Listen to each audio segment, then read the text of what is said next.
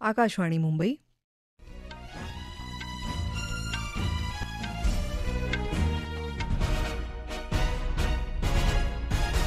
रश्मी पाटकर राष्ट्रीय बातम्या देत आहे. ठळक बातम्या. रिझर्व्ह बँकेच्या पतधोरण आढाव्यात रेपो दरात 0.5% कपात. आर्थिक वृद्धी दर 6.4% राहण्याचा अंदाज. केंद्रीय अर्थसंकल्पावर लोकसभेत चर्चा सुरू. हा अर्थसंकल्प कृषी आव्हानांना तोंड देण्यात अपयशी ठरल्याची काँग्रेसची टीका. तर गरीब, शेतकरी आणि महिलांचं हित जपणारा अर्थसंकल्प असल्याची भाजपाची प्रशस्ती. प्रधानमंत्री नरेंद्र मोदी सोमवारपासून 3 दिवसांच्या फ्रान्स दौऱ्यावर. गाझापट्टीतल्या पॅलेस्टिनींना बाहेर काढण्यासाठी इस्रायलची तयारी सुरू. आणि महाराष्ट्रात विधानसभा निवडणुकीदरम्यान वाढलेल्या मतदारसंख्येची चौकशी करण्याची महाविकास आघाडीची निवडणूक आयोगाकडे मागणी. सर्वसामान्य कर्जदारांना दिलासा देत भारतीय रिझर्व्ह बँकेनं आज रेपो दरात 0.5% कपात केली. रिझर्व्ह बँकेच्या पतधोरण आढावा समितीच्या बैठकीत एकमतानं हा निर्णय झाला. त्यामुळे रेपो दर 6.5% वरून 6.25% झाल्याची माहिती गव्हर्नर संजय मल्होत्रा यांनी दिली. या समितीच्या निर्णयांविषयी अधिक जाणून घेऊया आमच्या प्रतिनिधीकडून. जागतिक पातळीवरच्या अस्थिर परिस्थितीचं कारण देत रिझर्व्ह बँकेनं आज आर्थिक वृद्धी दरांचा अंदाजही खाली आणला. त्यानुसार चालू आर्थिक वर्षात देशाचा आर्थिक वृद्धी दर 6.4% राहण्याची शक्यता आहे. गेल्या बैठकीनंतर हा दर 6.6% राहण्याची शक्यता पतधोरण आढावा समितीने वर्तवली होती. आगामी आर्थिक वर्षाचा आर्थिक वृद्धी दराचा अंदाजही 6.9% वरून 6.7% इतका कमी केला आहे.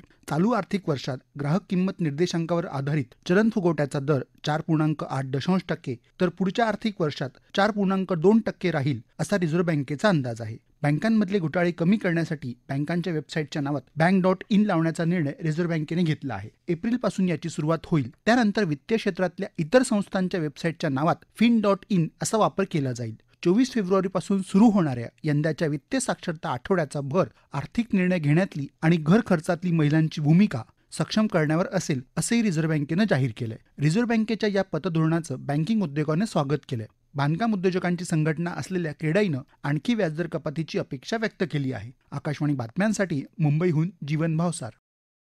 आगामी आर्थिक वर्षाच्या अर्थसंकल्पावर आज लोकसभेत चर्चा झाली. चर्चेला सुरुवात करताना केंद्रीय अर्थसंकल्प देशासमोरच्या कृषी आव्हानांना तोंड देण्यात अपयशी ठरला आहे अशी टीका काँग्रेसचे धर्मवीर गांधी यांनी केली. शेतकऱ्यांच्या आत्महत्येचा मुद्दाही त्यांनी उपस्थित केला.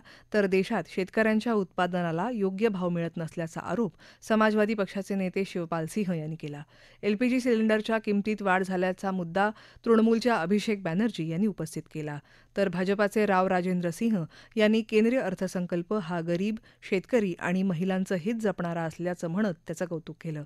तसंच केंद्र सरकारच्या विविध क्षेत्रातल्या कामगिरीवरून आणि देशाची अर्थव्यवस्था मजबूत करण्यासाठी उचललेल्या पावलांचीही सिंह यांनी यावेळी प्रशंसा केली. यानंतर लोकसभेचं कामकाज सोमवारपर्यंत तहकूब करण्यात आलं. राज्यसभेत आज लैंगिक गुन्ह्यापासून मुलांचं संरक्षण सुधारणा 2024 हे खासगी विधेयक राष्ट्रवादी काँग्रेसच्या खासदार डॉ. फौजिया खान यांनी मांडलं. 2017 पासून लहान मुलांशी संबंधित गुन्ह्यामध्ये 94.47% वाढ झाल्याची नोंद राष्ट्रीय गुन्हे अभिलेखा विभागानं केल्याचं त्यांनी सांगितलं. या विधेयकावर सभागृहात सर्वंकष चर्चा झाली. प्रधानमंत्री नरेंद्र मोदी येत्या 10 तारखेपासून 3 दिवसांच्या फ्रान्स दौऱ्यावर जाणार आहेत. या दौऱ्यात ते पॅरिसमध्ये होणाऱ्या कृत्रिम बुद्धिमत्ता शिखर परिषदेत फ्रान्सचे राष्ट्राध्यक्ष इमॅन्युएल मॅक्रॉन यांच्या समवेत सहभागी होणार आहेत. विदेश सचिव विक्रम मिस्री यांनी आज ही माहिती दिली. त्याचबरोबर प्रधानमंत्री या महिन्याच्या 12 आणि 13 तारखेला अमेरिका दौऱ्यावर जातील. तिथं प्रधानमंत्री अमेरिकेचे अध्यक्ष डोनाल्ड ट्रम्प यांच्याशी द्विपक्षीय चर्चा करणार आहेत. शिवसेना उद्धव बाळासाहेब ठाकरे पक्षाचे सर्व 11 खासदार उद्धव ठाकरे यांच्यासोबतच आहेत. कोणीही पक्ष सोडणार नाही असं खासदार अरविंद सावंत यांनी स्पष्ट केलं आहे. ते आज नवी दिल्लीत वार्ताहर परिषदेत बोलत होते. केंद्र आणि राज्यातलं अपयश चर्चेत येऊ नये म्हणून जाणून बुजून अशा अफवांची राळ उडवली जात असल्याचा आरोप त्यांनी केला. सावंत यांच्यासह संजय देशमुख, नागेश पाटील आष्टीकर, संजय जाधव, राजाभाऊ वाजे, अनिल देसाई, भाऊसाहेब वाकचौरे आणि पवनराजे निंबाळकर हे खासदार यावेळी उपस्थित होते. संजय राऊत, संजय दिना पाटील आणि प्रियंका चतुर्वेदी हे सर्व खासदार उद्धव ठाकरे यांच्याबरोबरच असल्याचं सावंत यांनी स्पष्ट केलं. या राष्ट्रीय बातम्या आकाशवाणीच्या मुंबई केंद्रावरून देत आहोत. मुंबई एअर न्यूज या YouTube वाहिनीवर बातमीपत्राचं ध्वनिमुद्रण कधीही ऐकता येईल. राष्ट्रीय बातमीपत्रात आपलं पुन्हा एकदा स्वागत. गाझापट्टी ताब्यात घेण्याबाबत अमेरिकेचे राष्ट्राध्यक्ष डोनाल्ड ट्रम्प यांनी जाहीर विधानं केल्यानंतर गाझातल्या पॅलेस्टिनींना बाहेर काढण्यासाठी इस्रायलनं तयारी सुरू केली आहे. एकदा गाझातून बाहेर पडल्यानंतर इस्रायल पुन्हा परत येऊ देणार नाही अशी भीती वाटत असल्यामुळे पॅलेस्टिनींनी मात्र ट्रम्प यांचा प्रस्ताव नाकारला आहे. गाझाचा ताबा घेऊन तिथल्या पॅलेस्टिनींना इतरत्र हलवून पूर्ण भूमीचा विकास करण्याचा प्रस्ताव ट्रम्प यांनी जाहीर केला आहे. मात्र इजिप्त आणि इतर पश्चिम आशियाई देशांनी याला तीव्र विरोध दर्शवला आहे.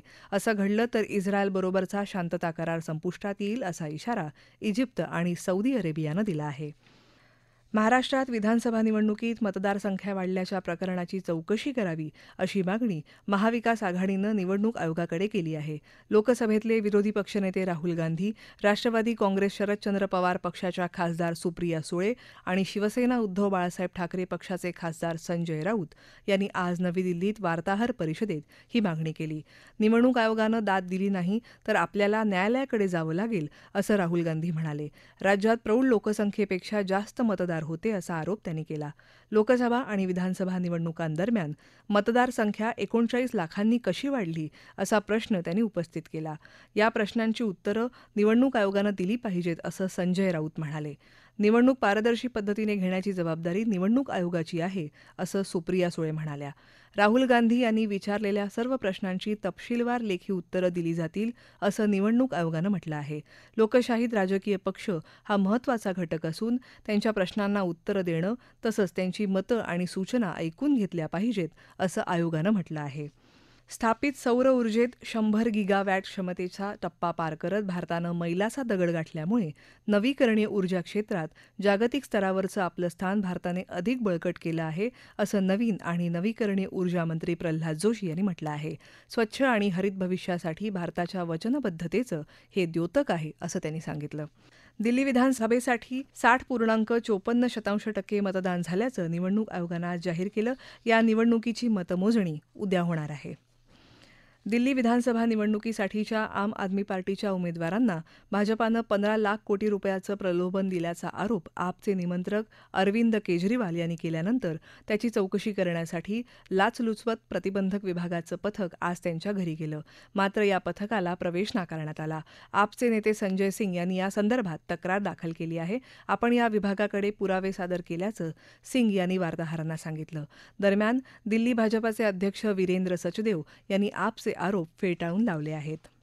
हिंदी महासागर क्षेत्रात सध्या भारतीय नौदलाचा ट्रोपेक्स 25 म्हणजेच capstone theatre level operational exercise हा सराव सुरू आहे. या द्वैवार्षिक सरावात भारतीय नौदलाच्या सर्व ऑपरेशनल युनिट्सबरोबरच भारतीय लष्कर, भारतीय वायुसेना आणि तटरक्षक दलाचा लक्षणीय सहभाग असतो. भारतीय नौदलाचं युद्धकौशल्य प्रदर्शित करणं आणि तिन्ही सेना दलांच्या एकत्रित प्रतिसादानं देशाची सागरी सुरक्षा बळकट करणं हे या सरावाचं उद्दिष्ट आहे. उत्तराखंडमध्ये सुरू असलेल्या 38व्या राष्ट्रीय क्रीडा स्पर्धांमध्ये महाराष्ट्र पदक तालिकेत पुन्हा 3ऱ्या स्थानावर आला असून महाराष्ट्राकडे सर्वाधिक 99 पदकं आहेत. त्यात 21 सुवर्ण, 38 रौप्य आणि 40 कांस्य पदकांचा समावेश आहे. सेनादलांकडे एकूण 64 पदकं असून त्यापैकी 38 सुवर्ण पदकं असल्यानं ते पहिल्या स्थानावर आहेत, तर 30 सुवर्ण पदकांसह कर्नाटक दुसऱ्या स्थानावर आहे. ठळक बातम्या पुन्हा एकदा. रिझर्व्ह बँकेच्या पतधोरण आढाव्यात रेपो दरात 0.5% कपात, आर्थिक वृद्धी दर 6.4% राहण्याचा अंदाज. केंद्रीय अर्थसंकल्पावर लोकसभेत चर्चा सुरू. हा अर्थसंकल्प कृषी आव्हानांना तोंड देण्यात अपयशी ठरल्याची काँग्रेसची टीका. तर गरीब, शेतकरी आणि महिलांचं हित जपणारा अर्थसंकल्प असल्याची भाजपाची प्रशस्ती.